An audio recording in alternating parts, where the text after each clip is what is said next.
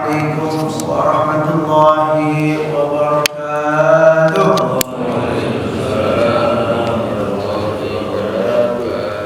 Alhamdulillahirabbil alamin.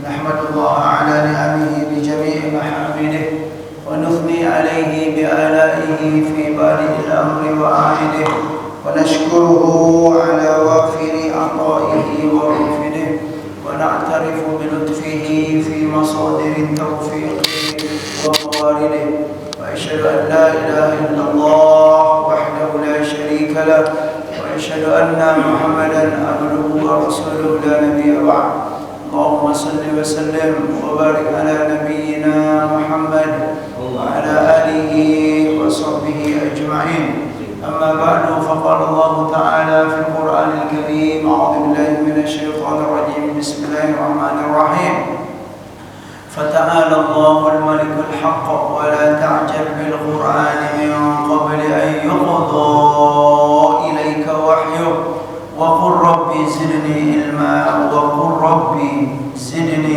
علما صدق الله العظيم. Jamaah sekalian yang dimuliakan oleh Allah Subhanahu wa taala, mari kita meningkatkan ketakwaan dan rasa syukur kehadiran Allah Subhanahu wa taala atas segala nikmat yang telah dikaruniakannya kepada kita, kepada kedua orang tua kita dan kepada seluruh hamba yang kita sayangi dalam hidup ini. Salawat dan salam semoga selalu disampaikan Allah kepada baginda Nabi Muhammad sallallahu alaihi wasallam. Allahumma shalli wa sallim wa barik ala nabiyyina Muhammad wa ala alihi wa sahbihi ajma'in. Amma ba'du, alhamdulillah, hari ini dengan izin Allah Subhanahu wa taala kita bisa bertemu kembali untuk melanjutkan kajian kita di Masjid Al-Kahf, yaitu pembacaan kitab Riyadhus Shalihin min kalami Sayyidil Mursalin sallallahu alaihi wasallam. Di pertemuan yang lalu, yang terakhir, kita sudah membaca hadis yaitu tentang jangan sekali-kali kalian berharap, kata Nabi sallallahu alaihi wasallam, untuk meninggal, untuk mati, ya. Mati karena apa? Karena lidurrin asabahu. Itu hadis yang terakhir. Kita masih dalam bab as-sabr, tentang kesabaran. Hadis-hadis tentang kesabaran dikumpul ya dalam satu kitab Riyadhus Shalihin ini. Apa kata Nabi? Qala Rasulullah sallallahu alaihi wasallam, la yatamannayanna ahadukumul mauta lidurrin asabahu fa in kana la budda fa'ilan falyaqul Allahumma ahyini ma kanatil hayatu khairan li wa tawaffani idza kanatil hayatu khairan li. Itu sebaliknya. Jadi kita dilarang oleh Nabi kita sallallahu alaihi wasallam, atau tidak dianjurkan untuk berharap apa? Al-maut, atau meninggal, atau mati. Karena apa? Meninggal karena lidurrin asabahu, karena apa ya, kemudaratan yang menimpa kita atau yang menimpa seseorang. Jadi ya, contoh kemudaratan tersebut ya misalnya kesusahan hidup atau apalah, beban hidup yang sangat berat, lalu kita berkata gitu atau berharap kepada Allah, ya Allah, ya, matikan sajalah aku gitu, karena apa? Beban hidup di dunia ini. Itu enggak boleh, kata Nabi. Ya, kita harus apa? Dianjurkan oleh beliau untuk bertahan, untuk tegar dalam hidup ini. Ya. Tetapi kata Nabi sallallahu alaihi wasallam, fa in kana la budda fa'ila.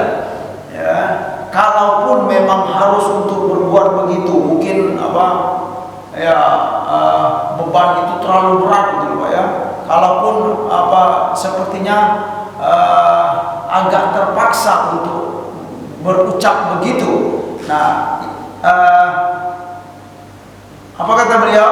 Berdoalah begini. Nah, itu kata Nabi sallallahu alaihi wasallam. Apa doanya? Allahumma ahyini. Ya Allah, hidupkanlah aku. Maka natil hayatu khairun li. Jika memang kehidupan ini masih baik untukku. Artinya Artinya apa? Panjangkanlah umurku ya Allah kalau memang hidup ini masih baik untukku. Ya, wa tawaffani, dan wafatkanlah aku idza kanatil wafatu khairan li, dan wafatkanlah hamba ya Allah kalau memang kematian itu lebih baik untuk hamba. Nah, artinya apa Pak? Ya berarti kita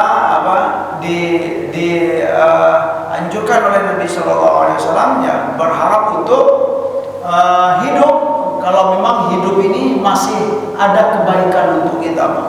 Mungkin ya contohnya kalau memang kehidupan ini masih di dalam kehidupan kita ini masih bermanfaat bagi orang lain, maka panjangkanlah umur hamba ya Allah. Tapi kalau memang sudah nggak bisa lagi untuk berbuat baik, artinya apa? Ya mungkin kita naudzubillah, ya hidup kita itu maksiat, selalu ada keburukan, kita dicela oleh orang selalu gitu Pak. Nggak ada lagi kebaikan yang bisa kita perbuat dalam hidup ini. Nah, berarti apa?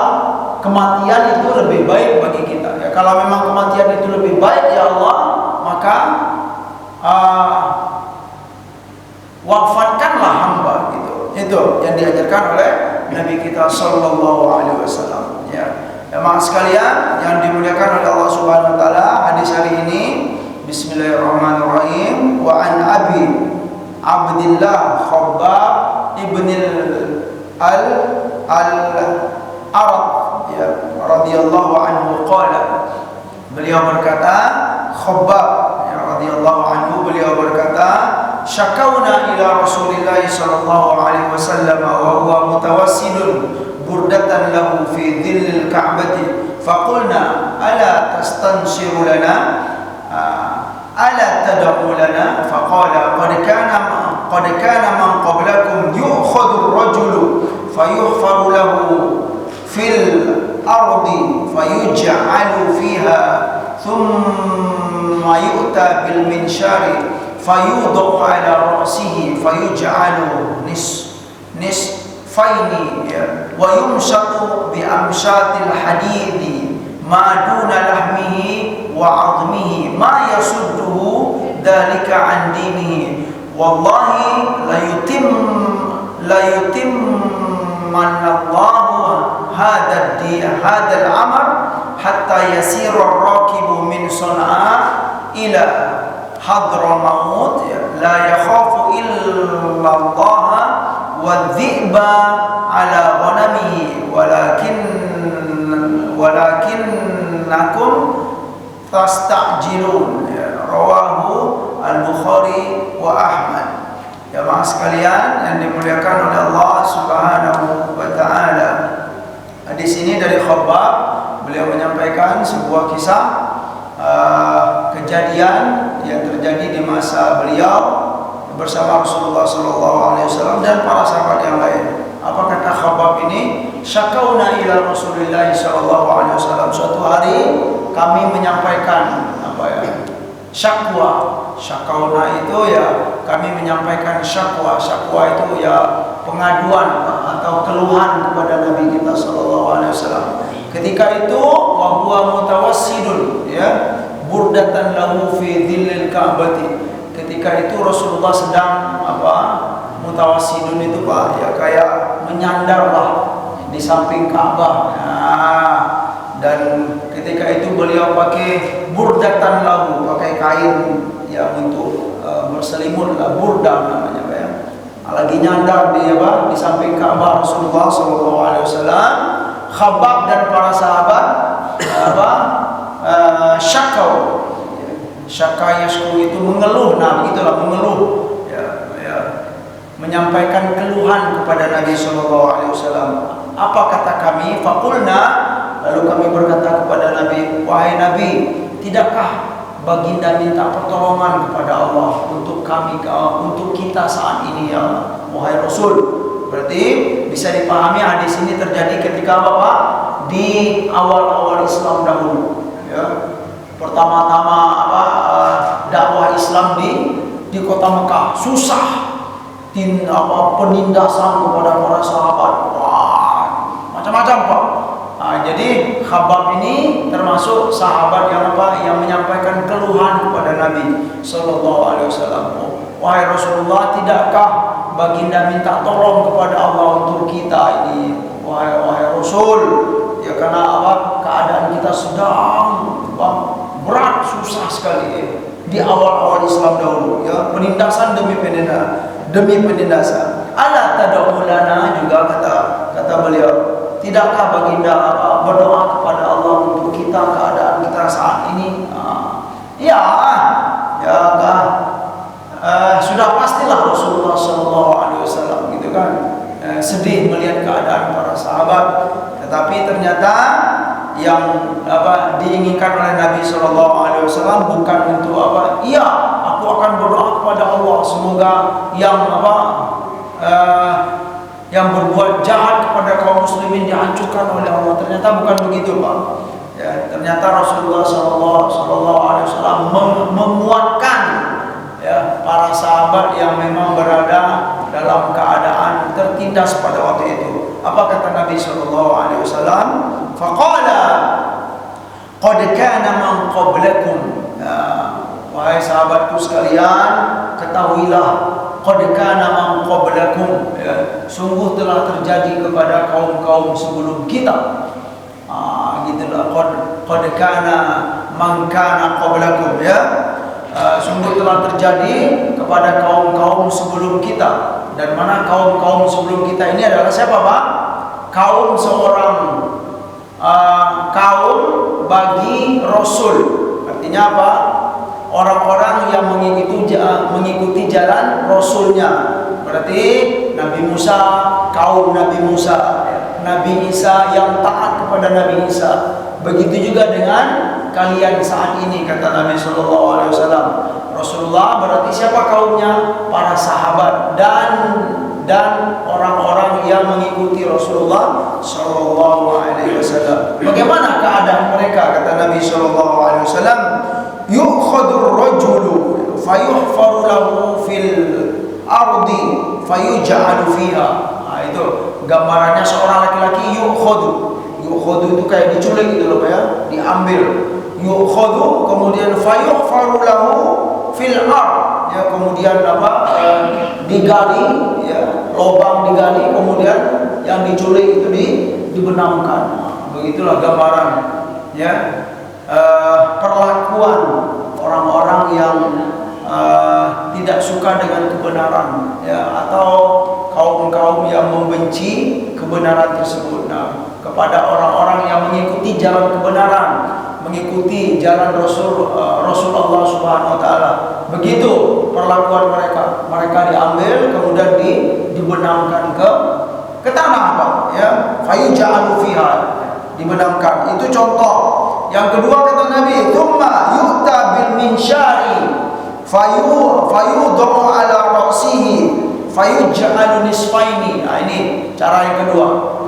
Kalau cara yang pertama diculik, diambil, ya, ditarik dengan kuat, kemudian dibenamkan ke lubang. Yang kedua kata Nabi, kemudian ada juga model penyiksaan atau model penindasan yang dilakukan oleh, ya, kaum-kaum yang tidak menyukai kebenaran atau yang tidak yang suka melawan, ya, ajaran-ajaran para Rasulullah SAW. Mereka berbuat begini. Yang kedua ini, seorang laki-laki itu yu'ta bil minsyari, ya, dia disiapin gergaji, Pak. Minsyar itu gergaji, kita pahami gergaji. Fayudhu ala ra'sihi, kemudian gergaji itu diletakkan di mana, Pak? Di ala ra'sihi, ala ra'sihi itu artinya di atas kepalanya, bukan di leher. Kalau ini raqabah, ya, diletakkan di atas kepalanya gergaji itu. Fayuj'alu nisfaini, kemudian dia Pak? Dari atas kepala gitu loh. Fayuj'alu nisfaini. Itu kata Nabi kita SAW. Dia karena gergaji itu diletakkan di atas kepala, kemudian diturunkan ke bawah. Fayuj'alu nisfaini. Lalu seseorang itu apa? Dijadikan dua bagian, ya. Nisfai itu setengah, apa, Jadi ya yang badan ini satu kemudian dibelah menjadi dua, itu artinya nisfaini, itu yang menjadi dua. Ya, itu contoh yang kedua. Ya, ini realita yang disampaikan oleh Nabi kita Sallallahu Alaihi Wasallam. Yang ketiga bagaimana? Fayum syatu bi amsyatil hadid maduna lahmihi wa azmihi. Penyiksaan yang dirasakan oleh para sahabat. Yumsyatu itu disikat, Pak. Ya, yumsyatu itu disikat. Sikatnya pakai apa? Bi amsyatil hadid. Ya, sikat besi, bukan sikat yang lembut. Kalau sikat yang lembut enak di sini, gitu kan, Pak, ya. Ini sikat besi, disikat dengan sikat besi. Ya, wa yumsyatu bi amsyatil hadid. Mana duna lahmihi wa azmihi. Yang mana sikat besi itu, ya, kalau saat dia digoreskan ke kulit ini sampai kemana, Pak? Sampai ke daging, bahkan sampai ke tulang, ya. Wa azmihi, maduna lahmihi, laham itu adalah daging, ya. Wa azmihi, azam itu adalah tulang. Jadi disikat sampai ke bawah, sampai ke daging dan sampai ke tulang. Begitu gambaran yang disampaikan oleh Nabi kita Sallallahu Alaihi Wasallam. Terus sekalipun begitu keadaannya, kata Nabi Sallallahu Alaihi Wasallam, ma yasudduhu dzalika an dinihi. Ya, sahabatku, ya, orang-orang yang menerima penyiksaan ini, ma yasudduhu dzalika. Ya, perbuatan, perlakuan begitu tidak menghalangi ia. Gitu loh. Tidak la yasrifu juga maknanya, atau la yamna'u, ya. Itu, ya, penyiksaan tersebut tidak membuat dia berpaling kepada agama ini. Artinya dia bisa bertahan. Subhanallah, kata Nabi Sallallahu Alaihi Wasallam. Lanjut, setelah Rasulullah menyampaikan keadaan penyiksaan yang diterima oleh para sahabat, Nabi berkata, wallahi, demi Allah, kata Nabi Sallallahu Alaihi Wasallam, la yutimmanallahu hadal amr. Allah akan menyempurnakan, ya, agama ini. Allah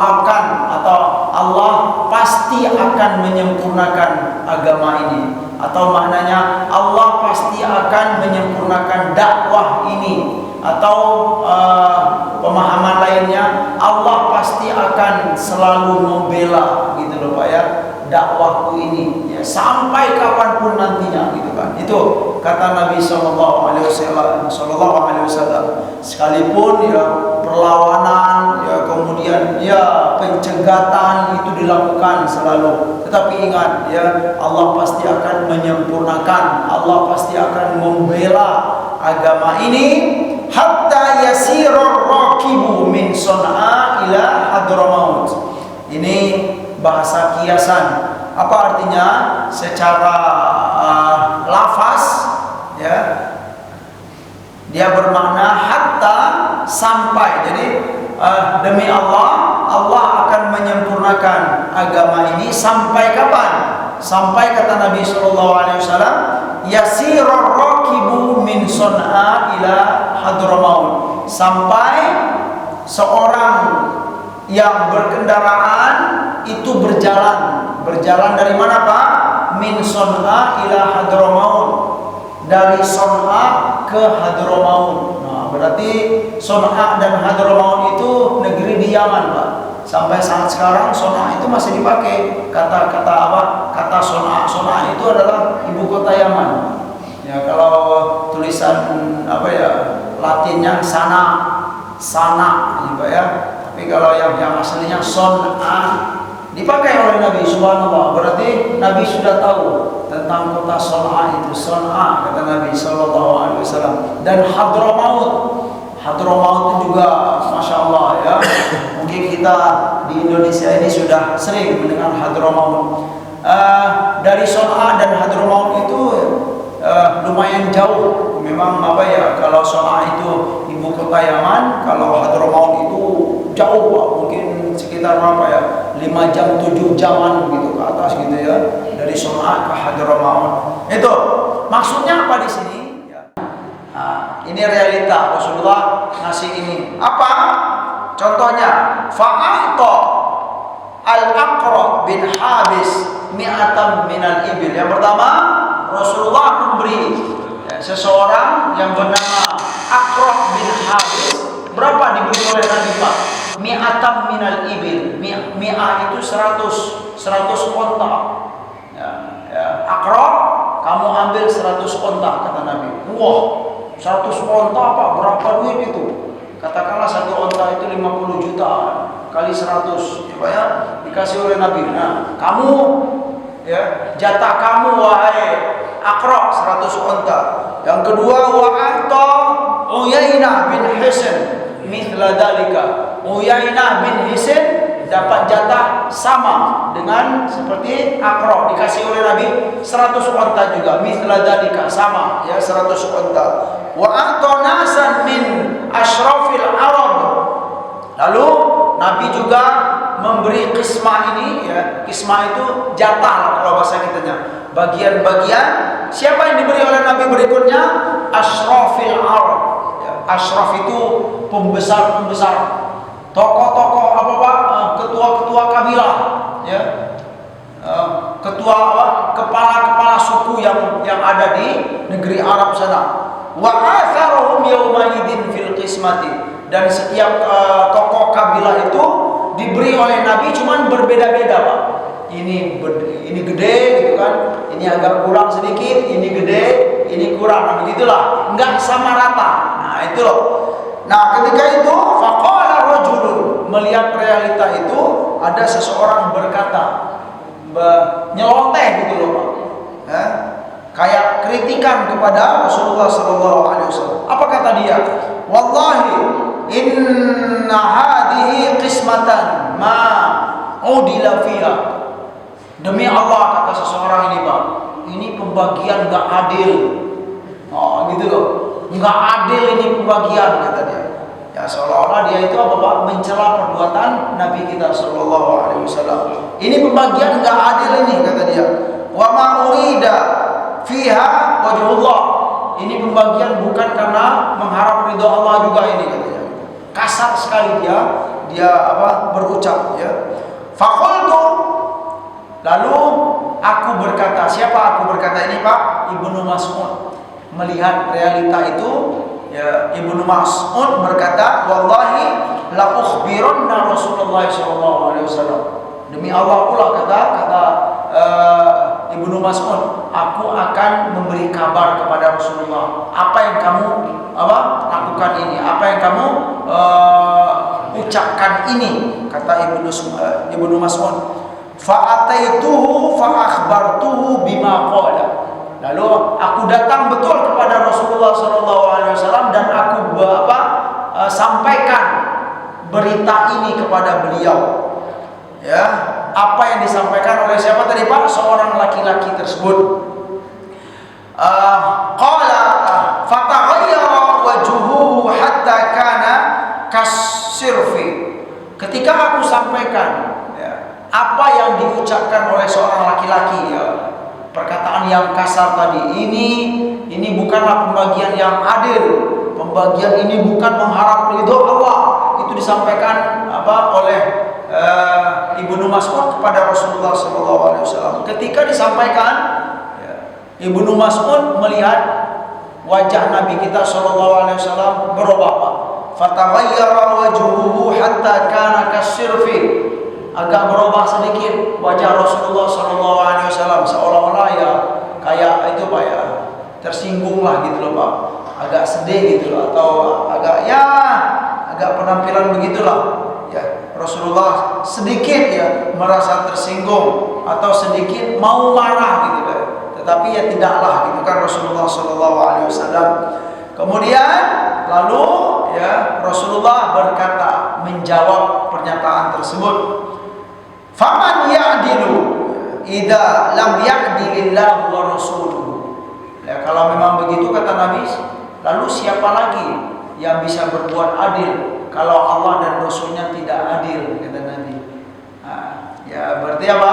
Rasulullah memahami ya ucapan yang kasar tadi itu seolah-olah apa? Menyinggung Rasulullah SAW. Lalu Rasulullah berkata, lalu siapa lagi yang bisa berbuat adil kalau Allah dan Rasulnya tidak berbuat adil? Ya, lah kemudian Rasulullah SAW melanjutkan, thumma qala, lalu beliau berkata, yarhamullahu Musa qad udhiya bi aktsar min hada fasabara. Ya, semoga Allah merahmati Musa alaihissalam, Nabi Musa alaihissalam. Kenapa kata Nabi sallallahu alaihi wasallam qad udhiya bi aktsar min dzalika fasabara? Nabi Musa sungguh telah disakiti oleh kaumnya lebih berat atau lebih lagi dari apa yang aku rasakan saat ini. Fasabara. Lalu Nabi Musa pun bersabar terhadap apa yang dilakukan oleh kaumnya. Itu perkataan Rasulullah SAW. Mendengar ya ucapan Rasulullah tersebut, fakultu, lalu aku berkata. Siapa aku berkata ini Pak? Ibnu Mas'ud yang menyampaikan kabar tadi. Ya, dengan kabar tadi Rasulullah agak tersinggung. Lalu beliau berkata, Ibnu Mas'ud berkata, la jaroma, ya, la jaroma itu pasti, ya, la arfa'u ilaihi ba'daha hadithan. Ibnu Mas'ud ya melihat tingkah Nabi SAW yang merasa tersinggung tadi Pak. Apa kata beliau? Ya, kata Ibnu Mas'ud ini, kedepannya aku nggak mau lagi menyampaikan berita-berita seperti ini, kata dia. Itulah maknanya Pak. Artinya apa Pak? Dengan menyampaikan berita yang tidak mengenakan, aku melihat Rasulullah agak gimana gitu loh Pak, agak ya. Jadi melihat realita itu, ya, beliau sepertinya gitu ke depan aku nggak mau lagi menyampaikan berita-berita seperti ini gitu kan kepada Rasulullah Sallallahu Alaihi Wasallam. Intinya ya cukup di sini gitu kan hadisnya, muttafaqun alaihi al-Bukhari wa Muslim wa Ahmad. Ya, intinya dalam hadis ini ya Rasulullah Sallallahu Alaihi Wasallam pun gitu kan dikritik oleh seseorang, Bapak ya, apalagi orang-orang yang biasa seperti kita. Ya, dan kritikan itu ya kasar sekali Pak. Ya, Rasul nggak adil gitu kan dalam pembagian. Kalau kita ingin menganalisa lebih dalam, ya Pak, ya ternyata Rasulullah SAW itu ya kalau dalam hal ini bisa kita petik juga bisa berpolitik Pak. Ya, dalam berdakwah itu Rasulullah juga punya siasat. Siasat itu ya politik lah, kan strategi ya bolehlah kita pahami dengan strategi dalam berdakwah. Rasulullah, kenapa beliau memberi apa? Ya, pemberian itu Pak. Untuk apa sebenarnya? Ya untuk melancarkan dakwah atau istilahnya untuk melunakkan hati tokoh-tokoh yang perlu untuk disampaikan dakwah. Ya, dan kalau kita perhatikan di sini ya orang-orang yang diberi oleh Nabi SAW itu adalah orang-orang apa Pak? Orang-orang yang penting. Ya. Ini bukan sogok ya, bukan apa istilahnya, bukan riswah tidak, tetapi untuk melunakkan hati apa istilahnya agar bisa untuk apa ya diajak berkomunikasi, untuk apa diajak bekerja sama. Dan kerjasama ini bukan hal-hal yang lain Pak. Kerjasama yang diinginkan oleh Nabi itu agar apa? Dakwah Islam ini tersampaikan. Nah itulah 100 onta kasih ke Aqra, ya, kemudian ke Uyainah 100 onta. Kemudian selain orang yang berdua ini Rasulullah mencari ya asyrafil Arab. Ya, makna asyraf itu Pak, tokoh-tokoh yang mulia, tokoh-tokoh kabilah, bukan orang-orang biasa. Ya, dipegang oleh Nabi tokoh-tokoh itu Pak. Nah, setelah dipegang diberi pula ini ini jatah kalian, ini jatah kalian, ini jatah kalian. Itu berupa strategi dalam berdakwah, bukan sogok, bukan apa-apa. Ini apa istilahnya ya memang di saat itu ya karena kaum muslimin sudah mulai kuat, gitu kan, harta banyak, ya terutama dari harta rampasan perang, gitu kan, dan kemudian ya sudah kokoh lah, barulah Rasulullah SAW melanjutkan dakwah ke kabilah-kabilah yang ada di negeri Arab sana. Ya alhamdulillah, semoga dua hadis ini saja bisa kita petik pelajaran bahwa ya sabar itu penting, bahwa kesabaran itu ya merupakan jalan untuk menuju kemuliaan. Kemudian yang perlu juga kita petik ya dari hadis ini, bahwa kebenaran itu pasti akan ada lawannya, Pak. Nah ini dia, Pak. Adawatul al-batil lil haq, ya. Al-haq dan yang batil itu dari zaman dahulu sampai kapanpun atau sampai hari kiamat, ya kebenaran dan kebatilan itu pasti akan pasti akan ada selalu.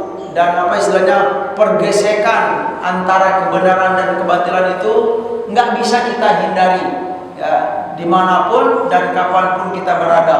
Nah, cuman yang penting itu ya cara kita ya menyikapi kebenaran, istilahnya pergesekan itu, ya. Dan ini juga bukan pula berarti saat kita bicara kebenaran, wah itu nanti akan berkaitan dengan kerukunan, ini akan merusak kerukunan beragama, bukan, ya. Ini sudah menjadi hukum Allah Subhanahu wa taala. Ya, kebenaran dan kebatilan itu pasti akan ada, ya. Karena kalau benar semua berarti nggak ada lagi kehidupan ini, Pak. Ya, berarti sudah kiamat kalau benar. Soleh semua orang, ya. Di bumi ini orang soleh semua. Ya, berarti nggak ada lagi perjuangan, ya kan? Ngapain harus berdakwah? Atau semuanya di bumi ini ya maksiat semuanya, nggak ada orang yang soleh lagi. Berarti sudah kiamat artinya. Ini sebuah kepastian hukum Allah Subhanahu wa taala yang tidak bisa dihindari. Ya, kebenaran dan kebatilan itu pasti akan ada. Yang menariknya dari realita ini, kita mau berada di posisi mana, itu yang penting itu, Pak.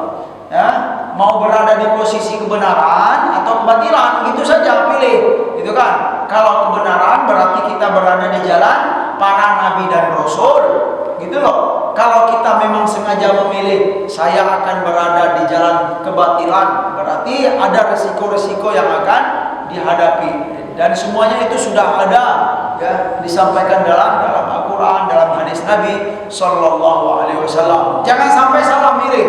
Nah, itu dia intinya, jangan sampai salah memilih, karena kalau salah memilih itu nanti akan ada Pak? Ya, resiko-resiko, ya. Kalau memilih jalan kebenaran dan jalan kebatilan, begitu. Insyaallah silakan bagi yang mau menanggapi atau yang mau bertanya dipersilakan. Jika saya bisa menjawab saat ini saya jawab, kalau tidak ya kita jadikan bahan diskusi atau PR insyaallah. Silakan jamaah sekalian yang dimuliakan oleh Allah Subhanahu wa taala. Saya cukup. Ya, insyaallah Pak Haji silakan. Assalamualaikum warahmatullahi wabarakatuh. Waalaikumsalam warahmatullahi wabarakatuh. Kalau tadi membahas hadis tentang harapan kematian, dan sekarang bagaimana tatkala posisinya itu dikasih cobaan sakit yang parah. Ya, satu sisi kita katanya suruh mendoakan kalau memang dicukupkan umurnya segerakan. Tapi satu sisi orang sakit itu katanya melebur dosa. Melebur dosa. Ya. Nah itu bagaimana Ustaz? Ya, Masya Allah, ya. Ya pemahamannya begini, kalau yang bisa saya pahami gitu, bahwa di satu sisi sakit itu tidak enak, Pak, ya gitu, Pak, begitu. Ya, tidak disukai oleh orang. Di satu sisi lain gitu kan, ya sakit itu sebagai penggugur dosa gitu kan. Ya kenapa gitu kan, kalau kita lihat kenapa sebagian hamba misalnya gitu kan, di saat dia sakit dia nggak nerima gitu, mungkin gitu Pak, ya nggak nerima atau nggak tahan, ya barangkali ya kalau boleh saya menyampaikan gitu kan, Ya, berkaitan dengan kesabaran yang pertama ya, tidak sabar tadi. Nah, yang kedua boleh jadi karena memang tidak tahu tentang apa nasihat-nasihat Rasulullah SAW. Jadi dia merasa saya sakit ini ya sakit saja gitu Pak. Nahan sakit saja ya. Berarti nggak ada dapat apa-apa gitu. Sakit ini merasa rugi, nahan sakit saja ya. Dia nggak tahu ya di balik itu bahwa di saat kita sakit, di saat kita diberi cobaan oleh Allah, kemudian kita bersabar gitu loh. Masalahnya itu Pak, bersabar ini penting Pak. Karena kalau hanya sakit saja, menahan saja, tetapi tidak sabar, kemudian tidak ridho terhadap ya cobaan ini, itu memang ya menurut syariat Islam kita nggak dapat apa-apa Pak. Kalau kita nggak apa, tidak bersabar lillahi ta'ala ya, kita tidak bersabar karena Allah, kita tidak ridho karena Allah terhadap sakit yang kita derita itu ya. Pada hakikatnya kita itu nggak dapat apa-apa kecuali sakit tersebut. Nah, berarti di sini apa yang perlu itu Pak ya? Perlu itu adalah ilmu tadi ya, ilmu tentang kehidupan ini. Dan ilmu tentang kehidupan itu sudah ada semuanya dalam Al-Quran dan hadis Rasulullah SAW. Sebaiknya bagaimana? Di saat kita diberi cobaan oleh Allah Subhanahu Wa Taala, kita meyakini dahulu bahwa cobaan ini semuanya dari Allah. Ya, siapa yang ingin sakit dalam hidup ini? Ya Pak ya. Siapa yang ingin dalam hidup ini punya banyak masalah? Nggak ada orang yang ingin Pak. Nggak ada orang yang ingin punya banyak masalah. Nggak ada orang yang ingin sakit dalam hidup ini. Tetapi itu apa? Sudah ketetapan Allah Subhanahu Wa Taala. Kita yakini ini dahulu, ya, agar cobaan itu tidak sia-sia gitu loh, ya. Agar kita dalam cobaan itu dapat pahala, dapat kebaikan, ya. Ada ilmunya. Kita meyakini semuanya dari Allah Subhanahu Wa Taala. Setelah itu kita apa? Berusaha untuk sabar dan ridho. Nah, setelah itu barulah ya kita melangkah kepada nasihat Rasulullah yang berikutnya. Setelah kita sabar dan ridho, kita dibuatkan bahwa ya penyakit atau derita yang kita terima itu akan menggugurkan dosa dan kesalahan. Bahkan bukan hanya sakit saja ya. Dalam hadis-hadis Nabi yang lain, susahnya kita dalam mencari rezeki Pak, capeknya kita bekerja ya Pak ya, itu semuanya kalau kita niatkan lillahi ta'ala itu akan menjadi apa Pak? Menjadi kebaikan bagi kita Pak ya. Kebaikan loh, capek mencari rezeki ya, lelah ya mencari rezeki dalam kehidupan ini, itu semuanya akan dibalas kebaikan kalau kita tahu ilmunya ya. Tapi kalau orang yang nggak tahu bagaimana ya, bekerja capek kemudian sampai di rumah capek aku gitu kan ya, capek aku gitu kan. Apa yang didapat kalau begitu Pak? Capek yang didapat hanya capek saja karena nggak tahu ilmunya, rugi kalau begitu. Begitu juga dengan sakit ya. Saat kita sakit ya kita nggak tahu hakikatnya kayak apa sakit dan cobaan, kita nggak tahu hal apa tentang sabar dan ridho, kita nggak tahu tentang apa bahwa sakit itu adalah penggugur dosa. Akhirnya apa yang didapat itu hanya menerima sakit saja. Sayang kan Pak? Nah, sayang sekali. Itu apa pentingnya menuntut ilmu ya, atau memahami ilmu-ilmu yang ada dalam Al-Quran dan hadis Nabi SAW, agar apa yang kita alami dalam hidup ini semuanya akan semuanya akan bernilai baik dan akan menimbulkan kebaikan bagi kita semua. Mungkin cukup itu.